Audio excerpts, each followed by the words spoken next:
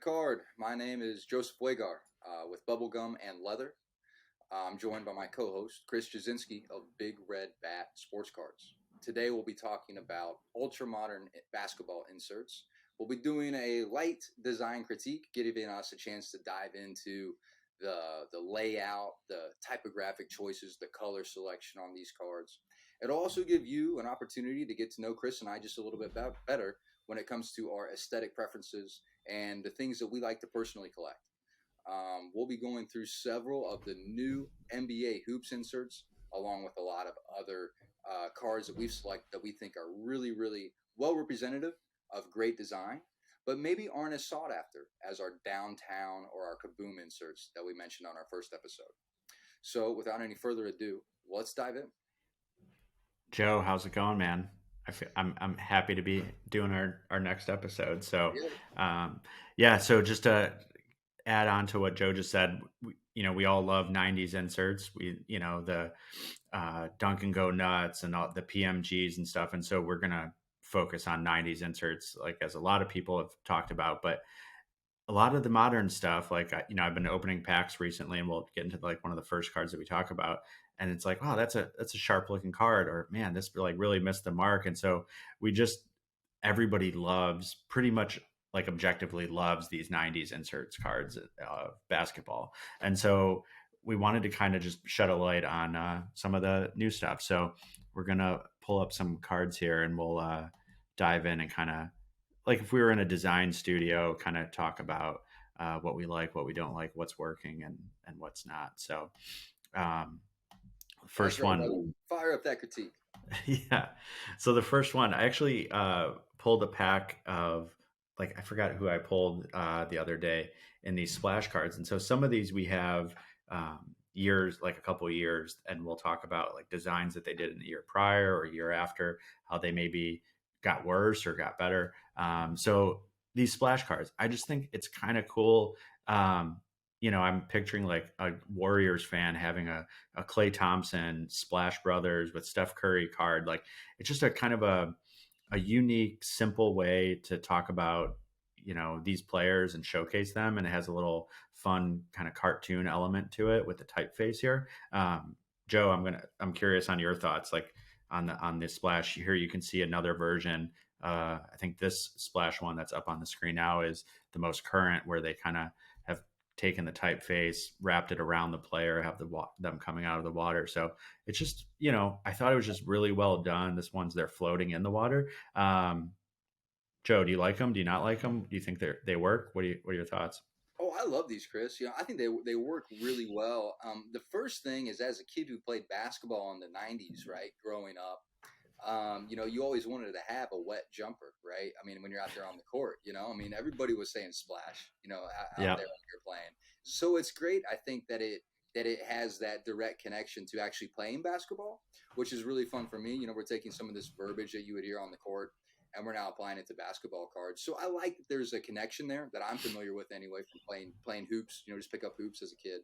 Yep. But from a design standpoint, it's so well executed. Here, this is a great edit, man. I'll tell you right now, it's not easy to Photoshop in water onto Yep. things. Yeah. That's actually quite difficult. It's not impossible, but I can tell you that the artists that have worked on these cards put some considerable time into editing these to make it look right, get that right depth Yep. perception of where he's at in the water, and it's very, very well done. I think that this first iteration is great, and I do like the topography on the splash there behind Mr. Lillard. It's fun. It kind of looks a little bubbly, right? Hmm.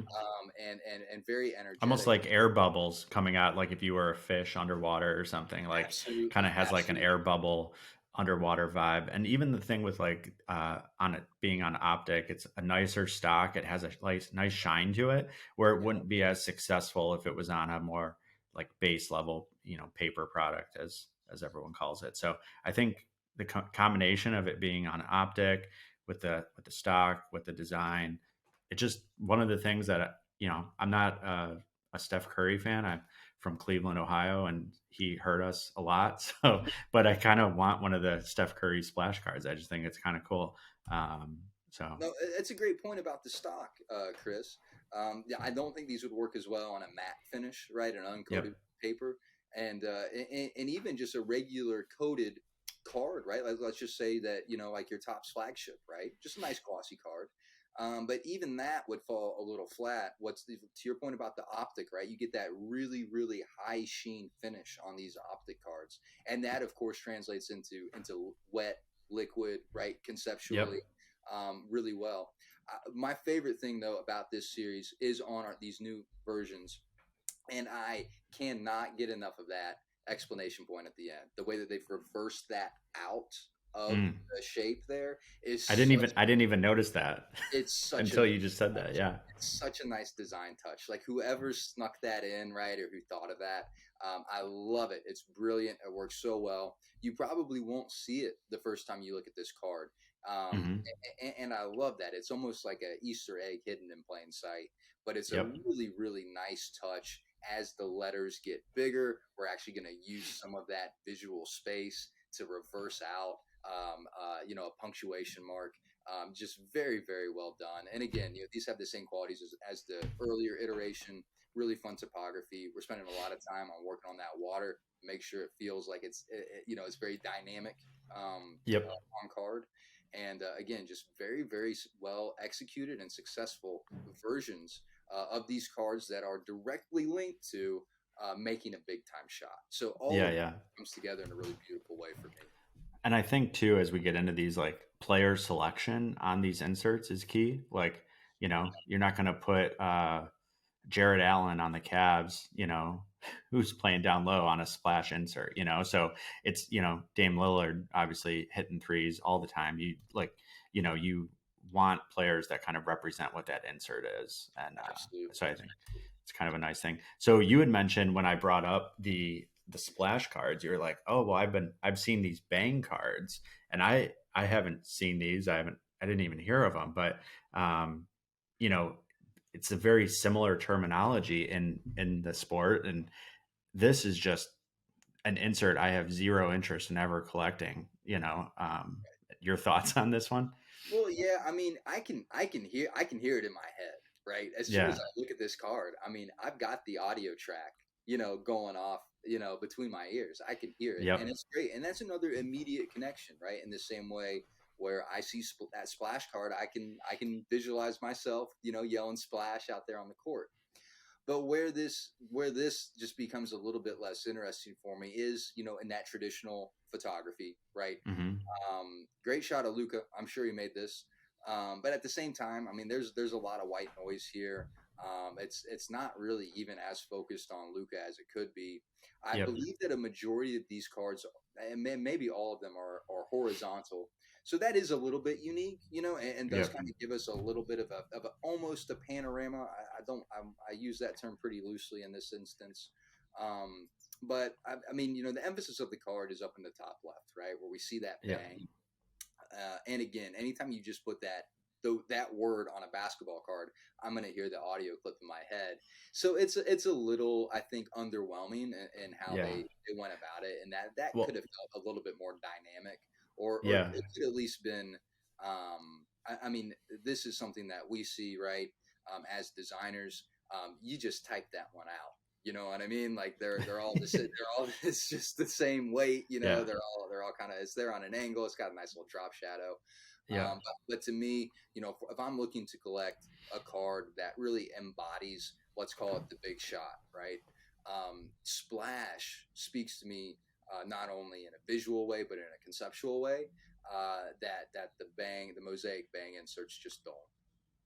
Yeah, and even for like, I'm guessing this was a big game, right? Like, I think these Mhm. bang inserts have, the teams that were playing with a date. So, you know, it was probably like you said, a big shot. I mean, maybe that could have been the insert title is like big shots or something like that. But, it's just, you have the TNT logo here. You have this guy in his mask behind plexiglass here. It's just like, yeah, it's just not, it's like if somebody just took a picture off their TV and, threw it on there. It's not that great. I'm interested. We're going to have a photographer on that has shot for tons of cards, and he Mhm. has incredible photography. Um, I hope if he's listening to this, I hope he didn't take this photo. And we're knocking this, but it's not the bad photo. It just it doesn't make sense with this card. Um, the stuff he does is incredible, and he tells an interesting story of why he shot something and the car, and he shows the car that it was implemented on. So I'm really excited for a future episode with that. But yeah, just kind of a again missed opportunity on here. I don't, And so we'll. also an olive branch to the photographer who did shoot this. It's an excellent picture of Luca. It got amazing form, right? I would love to have this framed if I was a Mavericks fan and like signed by Luca over here. I just don't want it on a card. It's a Well, cool photo. and I think too, one of the things that I'm excited to talk about when we have photographers come on the show is you have your raw image, and this is a great capture of a moment, right? Hmm.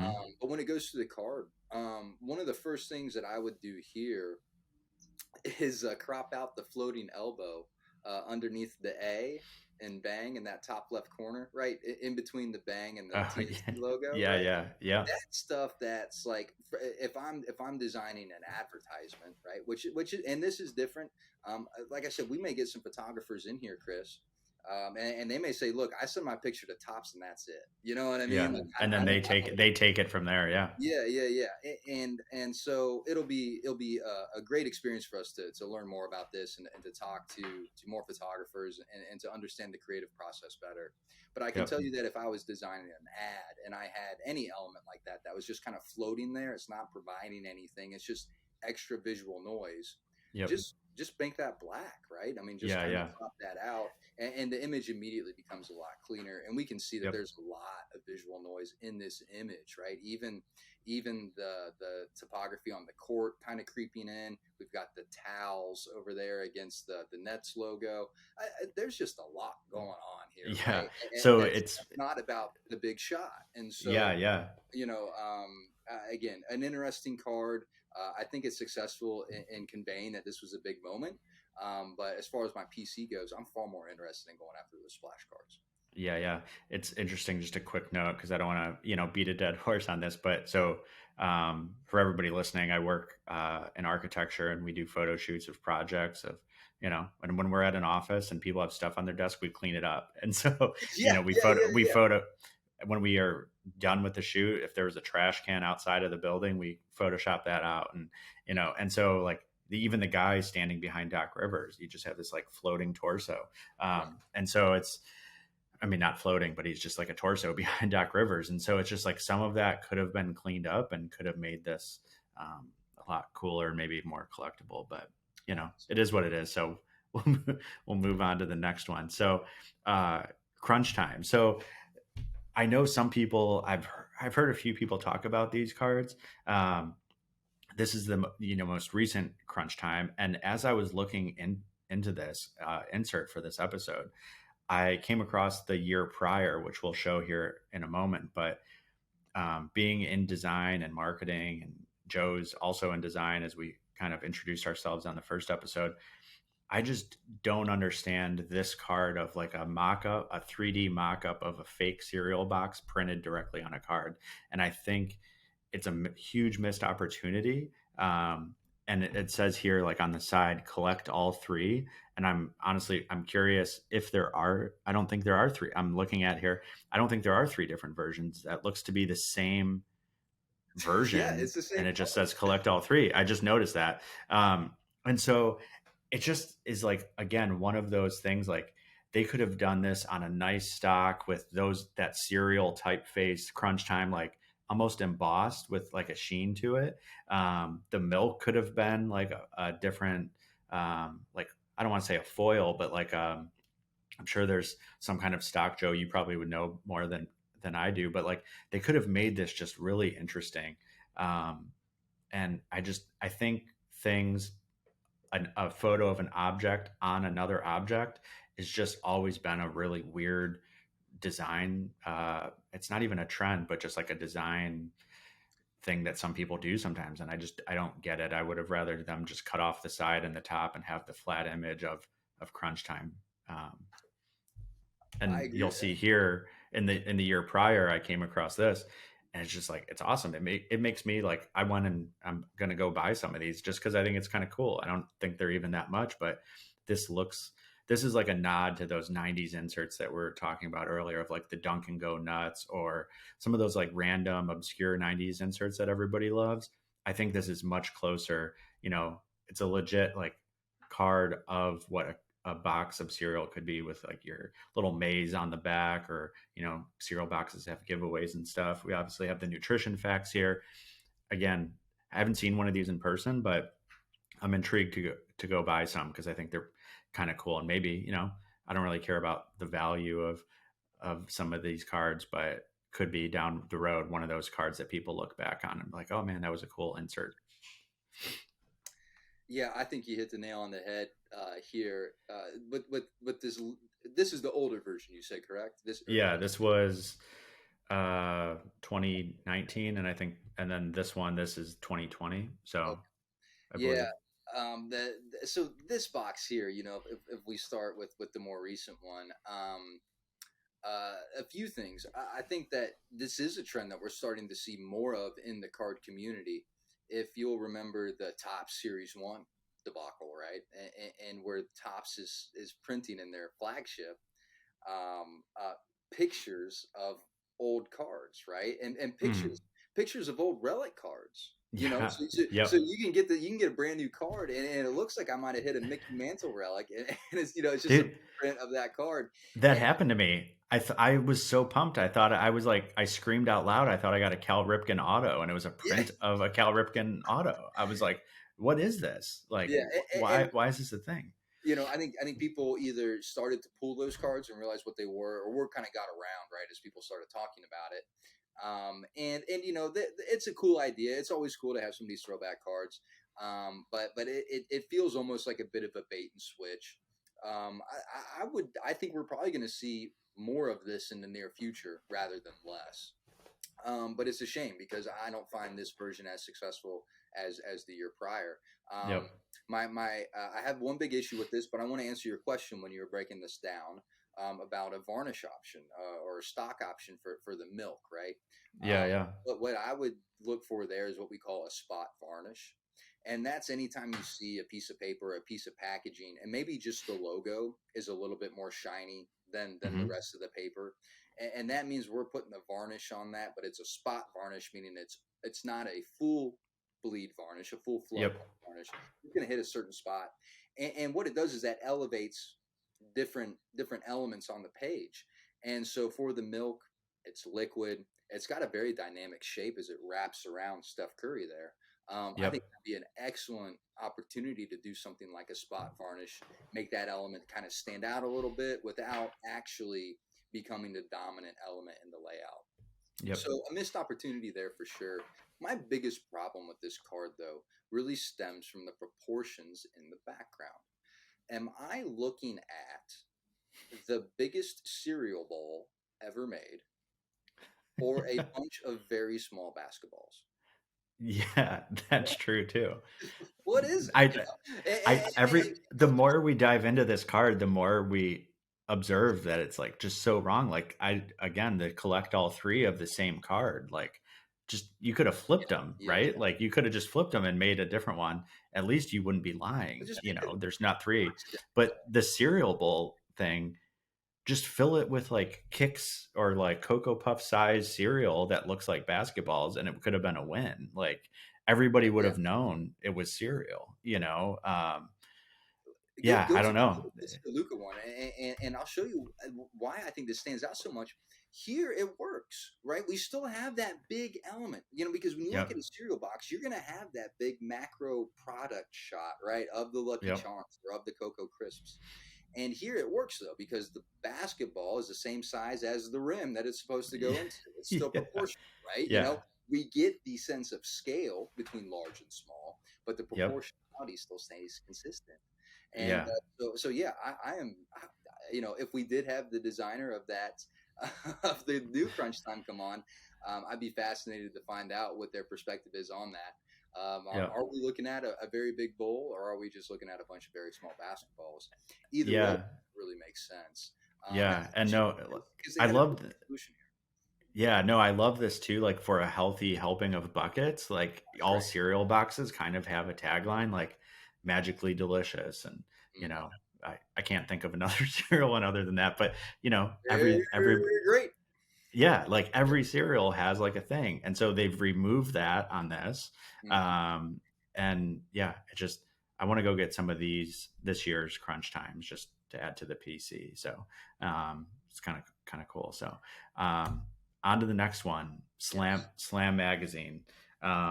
When these came out, people were loving them. I have a Jason Williams white chocolate Slam magazine cover that I pulled. Big fan of his as well. I have a few of his rookies in the PC. But again, the problem I have with this card is the same as the crunch time. That is just a image of something printed on something. We know we're buying a hoops product. We know LeBron's on the Cavs from this magazine, and players get traded, all that stuff. This really doesn't matter what the team the person was on, because it was a magazine cover. So I just think they could have not made it like copy and paste magazine cover onto the card. I think they could have made cards designed and inspired by the Slam magazine. Like if this was like an acetate card, it could almost be like a really cool logo man LeBron with the Slam typeface on the top. And I don't know, it could have been just a Slam insert rather than a documentation of Slam magazines as an insert, if that makes sense. Yeah, I mean, I think in art we all want to be inspired, and of course we have the age old adage, good artists copy and great artists steal. But I Hmm. think that art in its most successful form always draws inspiration rather than copying it. And it would Hmm. have been great to see a heritage brand like Slam, right? As far as it pertains to the hobby community and the basketball community. If you're a designer and you get to go jump in those archives and look at all of the design work that went into those magazines, month after month, um, Yep. it'd be hard not to walk away and feel inspired and to pull some elements out of that you could kind of recreate a unique insert set. Yeah. I do like these inserts. I got excited when I saw that they were part of the NBA hoops, set, along with a lot of the other folks in the group. I know we have several members who completely finished these sets out, and we're very happy to share them. And it is very cool to see these as a complete set in the Yeah. aggregate. Yeah.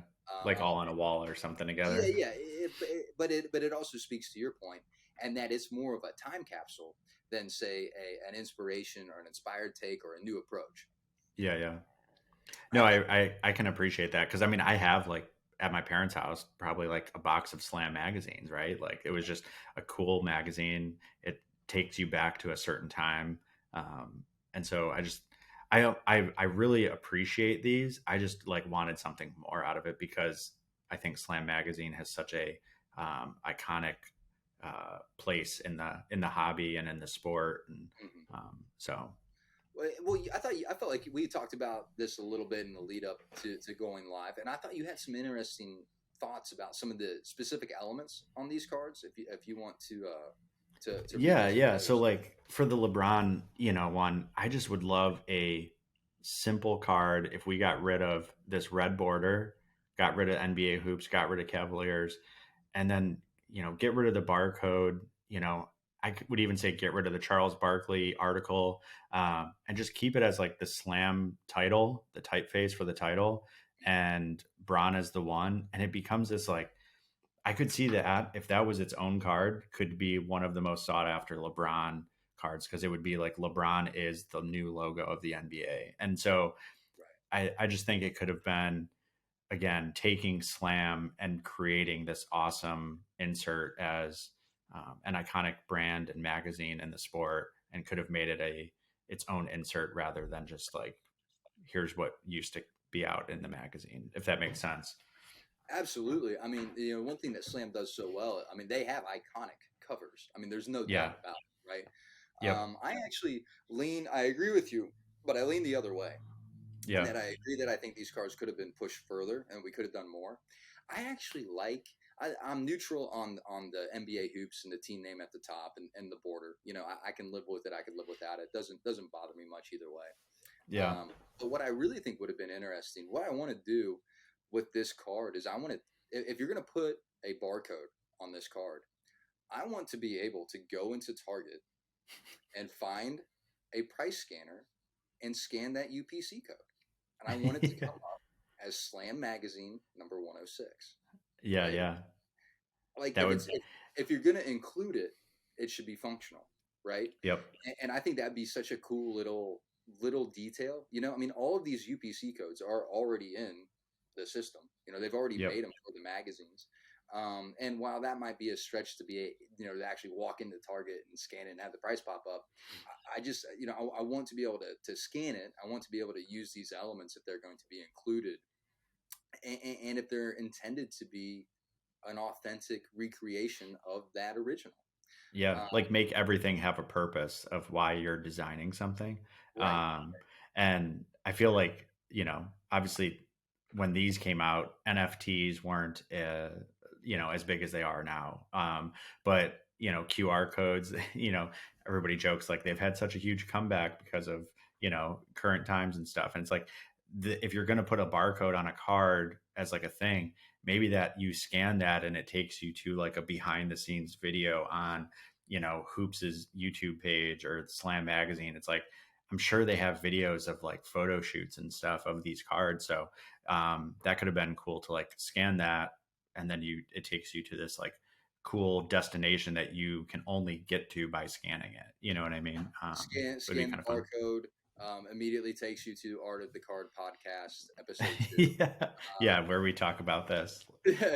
But no, I mean, I think that going back to that point that you made, everything should have a purpose. When we're designing, that's Yeah. about as universal design rule as about a 101 design rule as you can get. Yeah.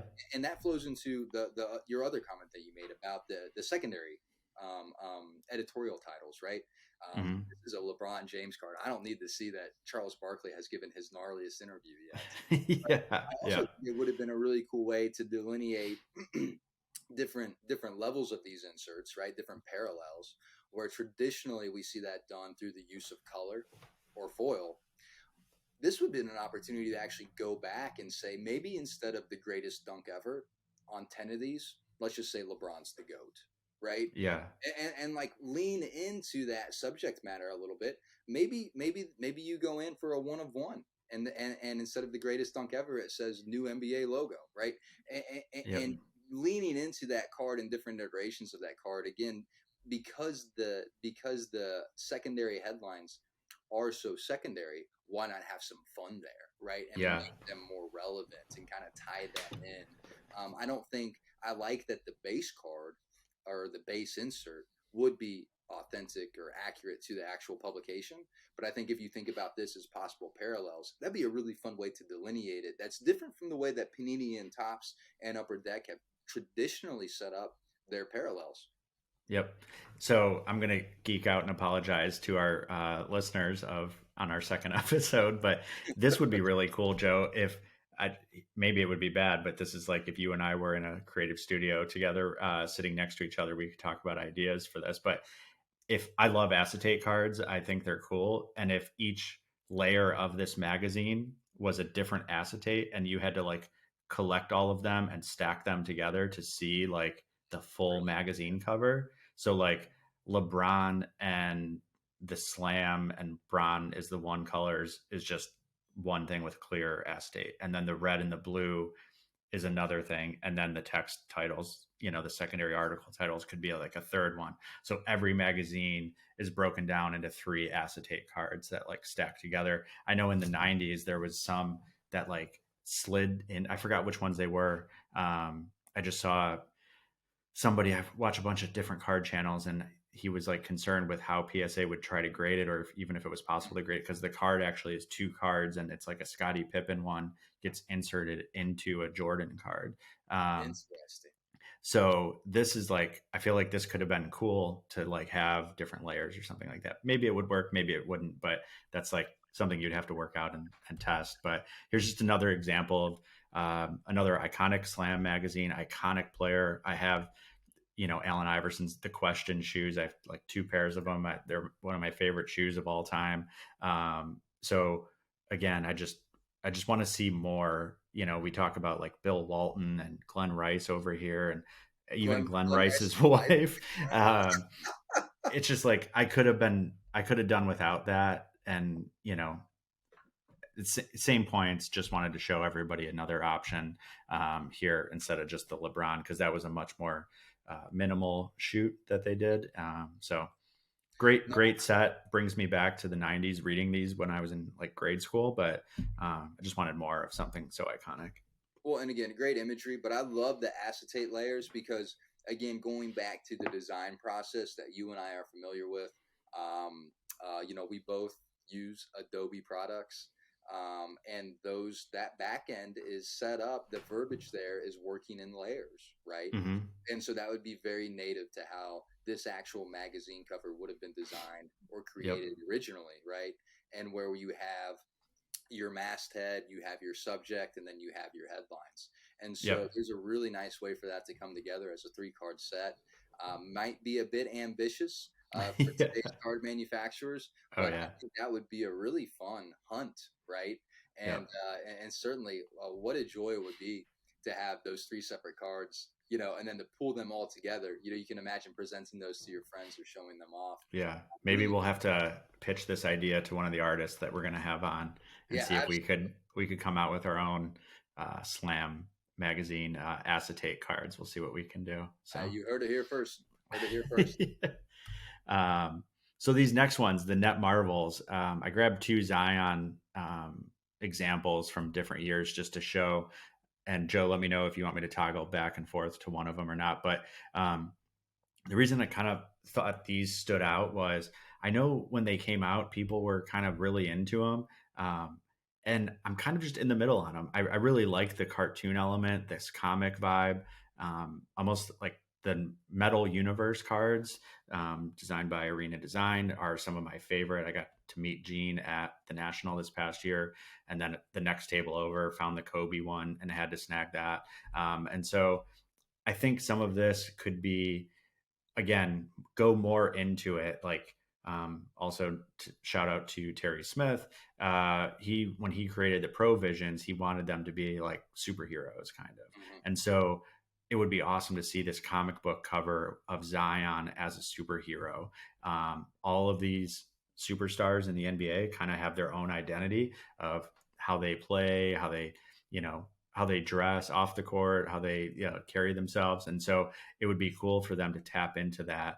Um, you could make some really cool superheroes with a lot of these players. I mean, from just their talent on the court to, who they are as a person. So could be really interesting. So I like these. I think they're well designed, they're thought out, but again, just wanted like a little bit more, I guess. But I'd be happy to have a few of these. What are your thoughts?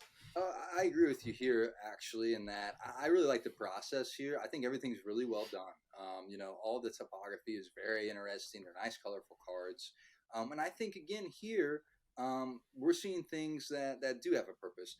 It's a great example of the barcode, right? We have a barcode here, but the barcode is visually implied rather than Hmm. being placed on there as like a literal object. And so I love that. This isn't Hmm. something I would think I can scan, but obviously it's referencing that original piece, and I really like that. These cards aren't one that I would necessarily collect. I'm not super. It doesn't really move the needle for me one way or the other. But Yep. if I'm studying that and I'm seeing the decisions that they made, I'm really impressed with the process. I think it makes total sense. And I like the attention to detail that we see. And if you go back to that first one, Chris, what I think is really interesting is that even here, where that Donruss logo would traditionally be nested in one of the corners, they've actually moved that around, to better align with that layout and that reference Hmm. piece. And I think again, we're seeing some very well thought out decisions on these cards that I can certainly appreciate. But these aren't a huge, You don't get excited for him. yeah, I mean, like I said, if Yeah. I had a few that in a break, or if I found a few, at a That you car. pulled in a pack, you'd be happy. Yeah. Yeah, absolutely. But I'm probably not going to go out hunting for these cards. Yep. But again, from a design standpoint, I appreciate the decisions that were made, and I really respect the process as well. I think it results in a very unique set of cards that's consistently unique, right, as a set. Yeah, and I one kind of last thought on this. I'm curious of the other players if they use different descriptors here, like Yes, featuring the amazing Zion Williamson. right, right. Uh, I'd be curious to like, is it the amazing LeBron James, the amazing Steph Curry? Um, I don't know. I should have looked at that before we talked about this, but just it'd be nice if that was another added layer um, where they kind of came up with like again make creating unique superheroes. And I totally understand that would be a much harder time. I mean, that's the person that's putting this together and a person that's drawing custom superheroes of players are two different designers Yeah, and absolutely. two great designers, like, but it's just different talents. And so I think oftentimes in the design world that you and I are in, people think like if you can do this, you can do that, all of that too. So like not everybody has different skill sets. So like if we're talking about a giant wall graphic, making a logo out of something is different than somebody doing like a hand painted illustration. And so that, going in the direction of a full blown superhero, again, just a different skill set. But I think to I put it lo- in a nutshell, I think that what this looks to me, this is a very successful template yep. that makes each iteration look like a hand painted one of one, right? Yeah. Yeah. And so Yep. I can tell to your point, maybe all these cards say featuring the amazing whatever, but regardless of what they say, they're all going to be in that same font. Yeah. So Yep. it's a very clear design template. But because they've gone to the trouble to make these to make it match the reference image, we have some really nice typography in there. Each one of these individual executions feels very unique, Yep. and that's a very hard balance to strike as a designer. And one of the reasons why I do, even if I'm not going to collect this set, I'll gladly tip my hat to Yeah. the designers who worked on this. Yeah. Cause like how many, I didn't look at the count of how many not marvels there are, but like, as a designer, when you have to create, 30 of the same thing, and maybe you only have a certain amount of time, that's, sometimes those are hard tasks to do, you know what I mean? So, but it's a great set. This next one is one that you brought up, and we looked at. And so we have the zero gravity out of, again, hoops. And hoops I know it just came out, the new 2021 set, and we're going to show the version of zero gravity here. But Joe, do you want to talk about it? I think they have some cool inserts. Like, this is just pretty sharp. There's some things that I'm sure we'll get into, but interested on your thoughts on this one. Absolutely. And to pick up on your comment on hoops, as we were discussing inserts that we wanted to talk about for today's episode, hoops did keep coming up. And they certainly have, at least as far as a tertiary search, kind of top of mind things that we were going into. Hoops almost dominates this list. And I think that's interesting, as that will lead to a bigger conversation about where is the creativity in the hobby, right? Both Mm-hmm. past and present.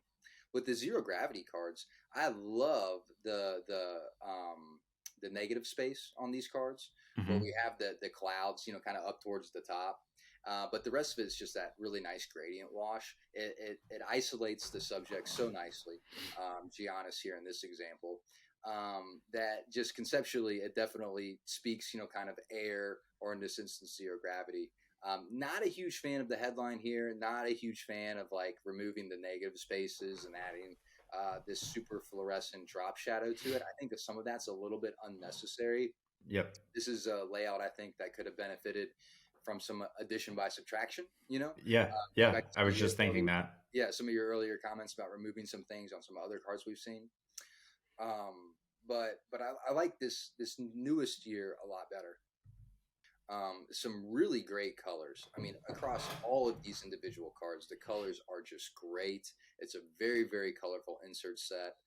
I personally just love working with color as my own personal aesthetic. And so these cards really speak to me. And I think that there's still a layer of depth to these, or at least implied depth, as they kind of have, the black border going over Giannis's shoe, while he's kind of reaching up and on top of that border towards the top of the card. Obviously, the different colors are kind of sequentially layered, and they have a nice subtle drop shadow on all of that. So we still get the impression that there's that there is a little bit of depth, of elevation, of rising, but it's not so literal as the first card we looked at. And for Yep. my money, I love the color, and that this one's just a bit more abstract conceptually. I Yep. would love to collect this short print. This year, I didn't buy much NBA hoops last year. Um, I might buy into it a little bit more frequently here over the next few weeks and see just if I can pull any of these cards or not. Yeah. And so these to me feel like two different inserts, and I like them both. I guess just for different reasons. Like it almost seems like this could have been a whole different name than the year prior. And I'll just go back to the year prior for the zero gravity is kind of just to go back to what you said about like addition by subtraction. Hmm. This like card or the wood flooring that's going up here, like this NBA hoops could have just been an inverse of blue with white, and it's almost it just fits into the clouds, you know. Um, and then the zero gravity, I feel like shrink that down again, get rid of the wood, and you can have just the white outline where it feels more just like you're in the clouds, similar to the premise of like the Air Academy cards in 2003 with like Jordan and LeBron. And I think those are really sharp. I think probably those are on a little bit higher of a level than this. But I like it. This pink like cheapens the card to me in a way. And I think like it could have just been pretty cool with like different types of dunks and iconic like looks of how people like do windmills or like when Jordan does his iconic dunk, like players today have their different moves, and it could have showcased that a little bit here. But this one's interesting too because like it almost looks like this is like a board game thing going around on the outside with this like dotted line um, that ends here. It just seems very like psychedelic almost. Like I feel like I like it. I just think it's a different insert than the year prior, which isn't always bad to switch things up, but um, both work for me. Mostly agree with you though. If I had to collect one, I'd probably go with this new version. So I have seen some of the people posting like photos of new hoops, like a photographer I mentioned that does photo shoots for cards and stuff and goes to games, and they use his photography. He did a Evan Mobley version for the and he used his like a college game, and they like photoshopped it, a Cavs uniform and stuff on him, but it's for the We Got Next inserts, and those actually look pretty cool. So some cool stuff coming out of hoops, even though it just doesn't get the love of like value in the hobby. I think they do some cool stuff. So this No, one I I'm really wasn't excited familiar. about. Go ahead. Yeah, and can you go back to the first zero gravity? Yeah, I want yeah. to make our first, or at least my first rule of art of the card, in that if the basketball the player is holding um, is smaller than the premium stock icon, like what are we doing here? Like the badge is so big, man. Like Yeah. let the basketball kind of be the hero. I d- I have a few Zion rookies, like the premium stock one. I have his like variation where it's just like him dunking, and I just never understood the need to have the premium stock logo on it. I think it's like on the base cards, it's extra, it's extra weight, but it kind of works because again, some of those images are quite busy. Yep. Here, it's just such a nice layout, man. Yeah. That it really would have benefited from a fewer elements on this card.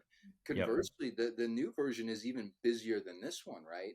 But they've added the hierarchy to that design to make that work.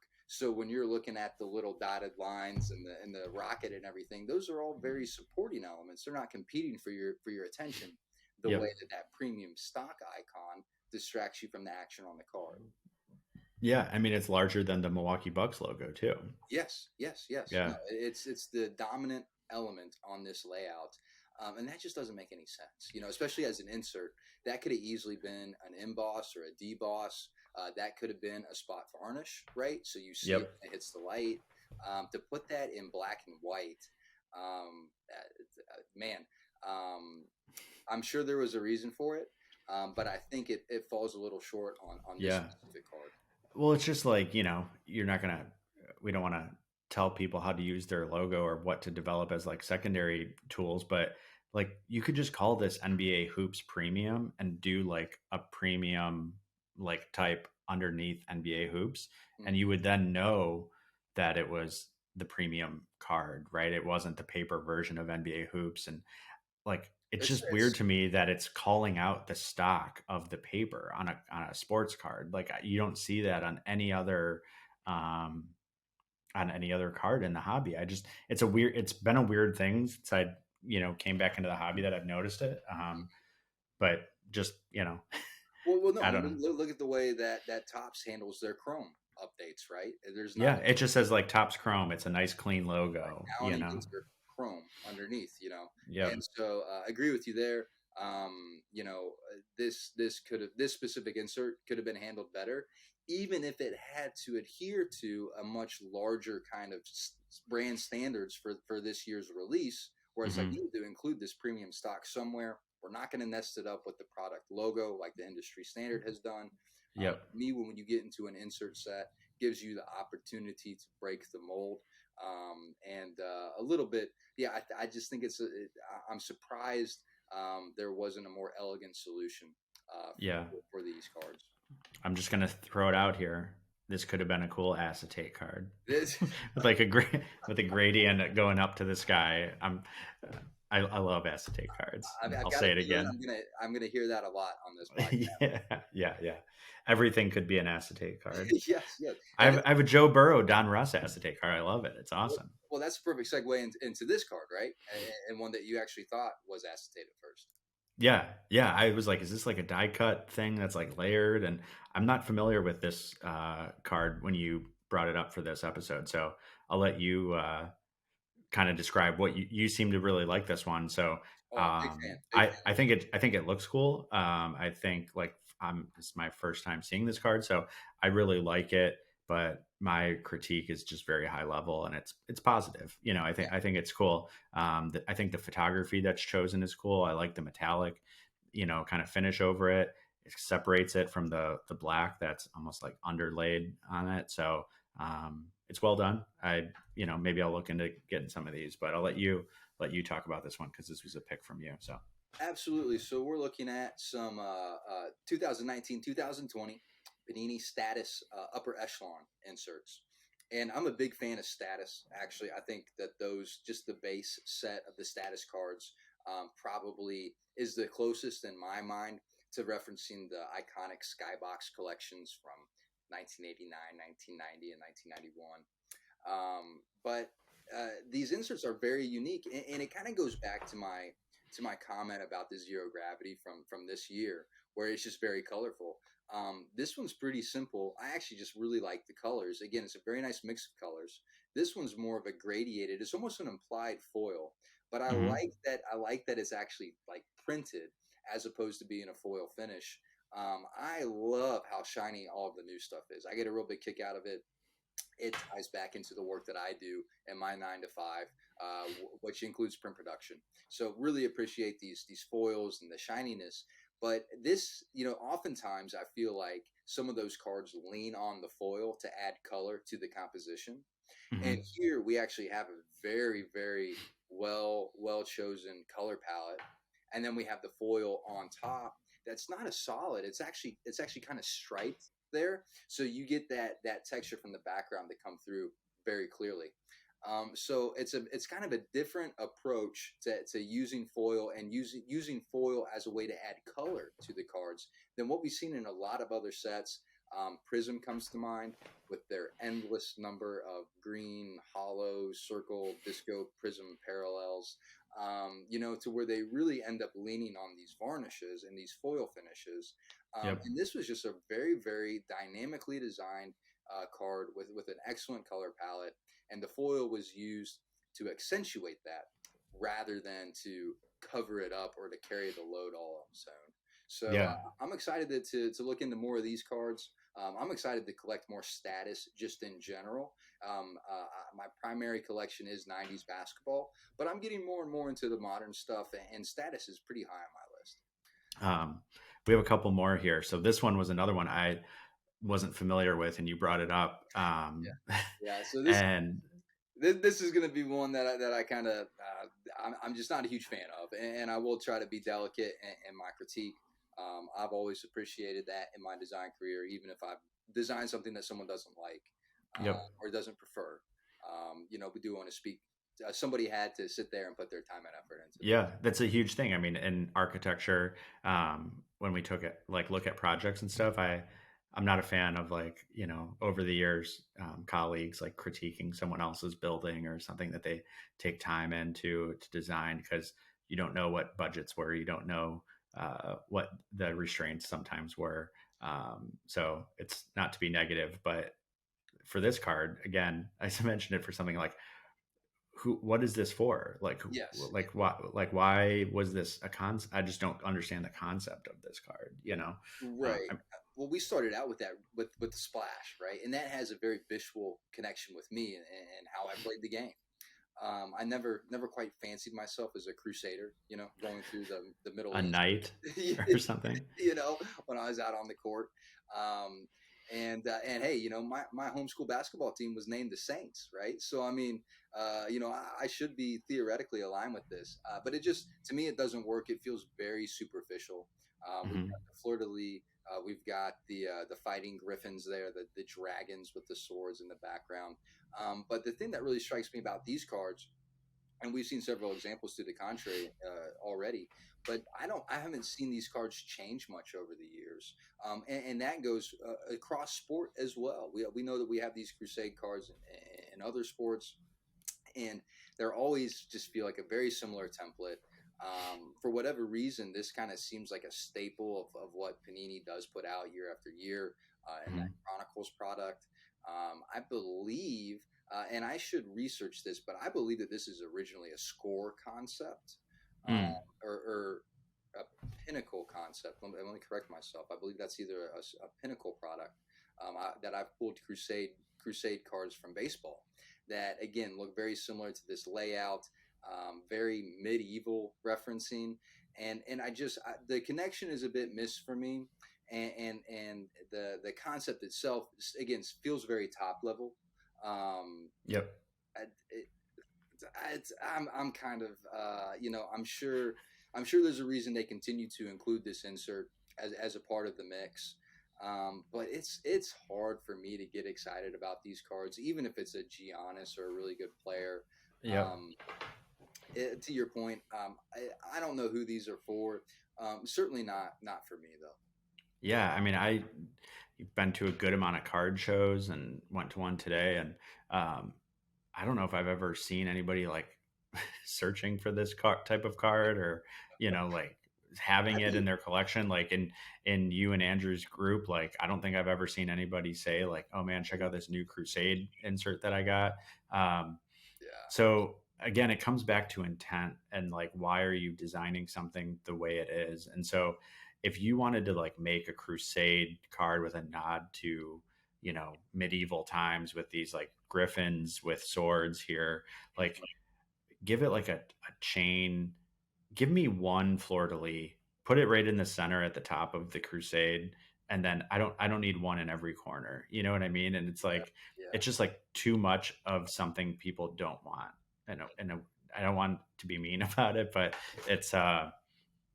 it's we're talking about basketball players here, right? We're talking like I don't know. Again, go all if you're going to go all in on it. If you're going to go in this direction, go all in on it. Similar to the um, oh man, what was the superhero, the Net Marvels, right? Yeah. If you're going to go in on like a superhero comic book, make them a comic book character. Yeah, Um, absolutely. Well, I think that superhero template was clearly a template, but the iterations of that made it feel very unique, right? yeah, Where this is very clearly a template, and it just makes every single card, to my mind, I mean, it feels like a base card.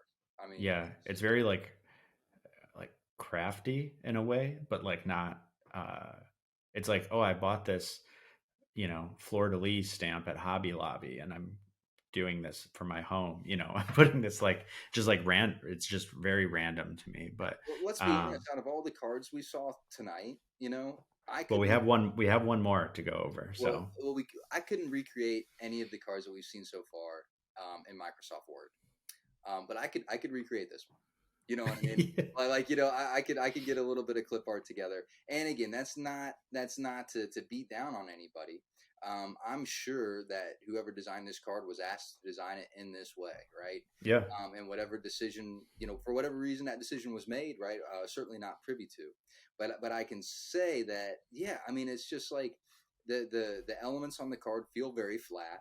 It feels like this would be very easy to reproduce, and there's nothing really novel or exciting about this, despite it being, I mean, essentially a very exotic concept, right? I mean, again, for something we don't associate with basketball or sport as much, Crusade could be very cool. We've seen things like Game of Thrones be widely adopted in popular culture. Things like coats of arms are very creative, and could be incorporated in a much more meaningful way. But it just feels like this is just a template of a template of a template, and it's really hard for me to get excited about it. Part of me says, just, maybe the solution is to just kind of let this one fade out. But there, as with any idea, there is potential here. I'd like to see it pushed quite a bit further. And I think this one, it's just, there's so little for me to really focus on and get excited about. And I guess not every card can be the best card in the world, right? So if I had something nice to say about this, I think the container that we see there, the foil, kind of shape, the like blue outlines. Yeah, that's a very unique shape. I don't believe I've seen that on other cards. I do like that. Maybe, I don't know if this is, I don't want to start trying to salvage this thing. But the container itself feels like the most proprietary and unique element of this card.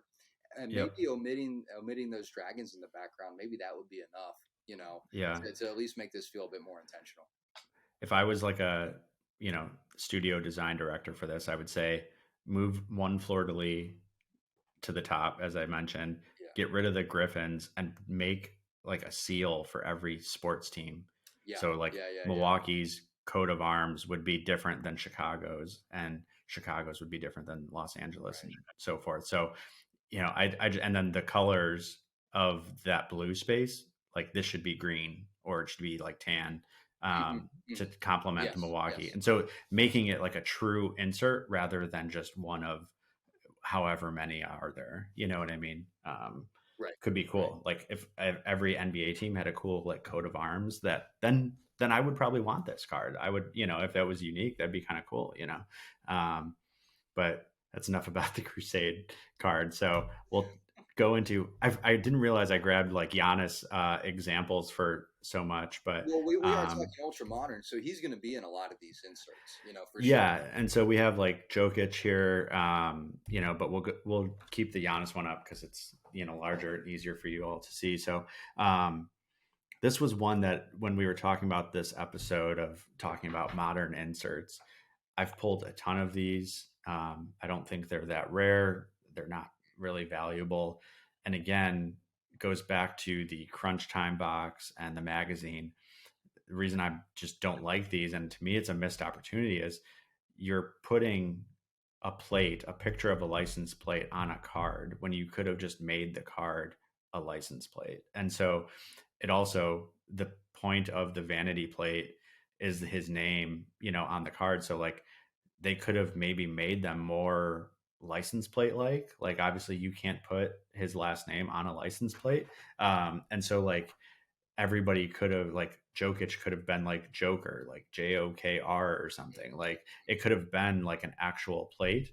I don't need to see vanity plates also so large, knowing that it's a vanity plate. Like everybody in the world knows what a vanity plate is, and then the name on the side going vertically, but it's just going in the opposite direction. We see his name. We know who he is. Again, I would have loved to see this. I don't remember what the set was, but in the 90s, there was like I think it was like a bank card, and it looked and had embossed letters of like, there's a Ken Griffey Jr. one. Studio. Yes. And so it's like, they could have just printed this on a similar stock of that. You're not going to make metal cards. I mean, that would be really cool if it was metal with like embossed letters. I mean, you would clearly probably know when you when you got one of those in a box, like everybody would be weighing them more than they probably do now at stores and stuff. But this could have been like with a heavy like credit card stock of plastic, creating like a license plate. Those holes for the screws could be punched out just to add like an extra element. And it's just something cool that, again, it misses the mark. So then nobody wants it. I don't know. Yeah, It's a cool concept. These are fun. I definitely think these are fun. And again, we see NBA hoops coming through here in a big way. They're conceptually strong. But I really do agree with you that, to me, this must have been a decision made at some point to list the full player name on the plate. And that is disappointing for two reasons. Because one, we know that we would never fit that many. To your point, we'd never fit this many characters on a license plate. Yeah. And then by virtue of breaking that rule, right, we're going to reference a license plate, but then we're not going to use that reference piece, right? Yep. If I see a license plate, but it has all of these letters on it, well, you kind of have to have a label at that point that says, "Oh, this is a vanity plate," right? Yeah. Whereas you can solve that, you can get rid of the vanity plate title if you condense this down to, instead of, I'm not even going to try to say it right now because I know I'll butcher his last name. Antetokounmpo. Thank you. But what if it was GRK FRK, right? For the Greek Freak. Oh yeah, yes, right? Yes, that would be awesome. Now, if I see that on a card, all right, so I know it's Giannis, but like that's not how you spell his name. So clearly, this is a vanity plate, right? Yeah. And again, what if you actually had, what if NBA Hoops had to buy an actual vanity plate for every player they wanted to include? They have to go stand in line at that state's DMV, a representative of NBA Hoops. I pity the intern who has to do that. But yeah, that would be a nightmare. It solves this layout problem in a hierarchy conflict, right? To where if each name that you came up with could actually fit on a license plate, well, you don't need to tell anybody that it's a vanity plate because you're adhering to those rules already. And you're referencing that actual thing that people are familiar with. Yeah, and to my point of making it feel and look like a die cut license plate, like it's rounded corners. I mean, there's crazy die cuts out there, right? Where you're like cutting halves of cards. And in the 90s, there was like a buzzsaw one that, I know there's like a Jordan one. It's like very intricate. I know people don't like a lot of the intricate die cuts because it's so, sensitive to damage. But we're talking about like rounded corners here, and like a couple hole punches, put his full name, that's going up on the left, just put it on the back. You know what I mean? I don't know. It's like, I love the concepts of these cards, but it's almost like, hey, our deadline's over and we've hit our allowed hours on this project and we're over budget. So we just need to kind of, be done with it. And so this one's the Jokic one, same thing, it's just, it is what it is. But even the vanity plate, I mean, it should be their nickname, even if you're going to spell it out all the way, right? Yeah, nobody puts their formal last name on a vanity plate, man, I don't want you to know who I am, Yeah, absolutely. My wife's dad had, or he still has it, like 0 to 60 on his card, and so it's just like people put like fun stuff or like abbreviations. Like your Greek Freak idea is awesome. Like I think that would be, if that card was on a nice stock, it was die cut a little bit or like rounded and said Greek Freak on it, had a nice sheen to it, embossed letters, I'd be all about it. I'd be buying that card, I'm with you in that. This is a great example of an emboss or again, even a spot varnish, just something to give those letters the appearance of having depth, right? To again, tie it back to that reference image. Yeah, and pick people that have like memorable, iconic nicknames. Like a Penny Hardaway one where it says Penny on there, like would be awesome. I'd buy that in a second. You Put know, Jordan on uh, there and give him the GOAT license plate, right? You yeah. know what I mean? Or you could do his like Air 23 license plate that he Yes, had on his yes, Ferrari or whatever. Like, yeah, you yeah, know, I just think there's so many ways you could go with this. But you know, so and then the one last thing I'll say about these cars is very small. If you're gonna set them up this way, and we're gonna actually have the license plate inset on the card, right, as opposed to a full bleed with rounded corners, I'm fascinated by the decision to include the angled lines, but to not push mm, that further to be an actual like tire tread or something, right?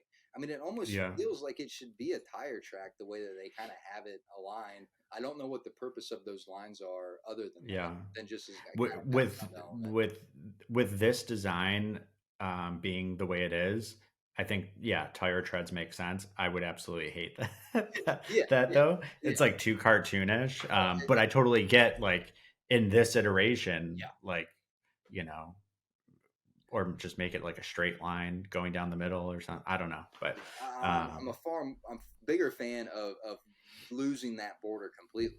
You know, yeah, like you had suggested. But if we're stuck with this template, I just make it a tire track. You know, maybe switch the tires out. You know, like the Utah Jazz get some snow treads. You know what I mean? Down in Miami, they got the motorcycle. I don't know. You could have some more fun with Send these. some people out there with some paper and do like a etching over tire treads to Yeah, get. absolutely. Like I said, have some fun with it, you know. But at the end of the day, I enjoyed seeing these cards get pulled in breaks. You know, I really do think that they're creative.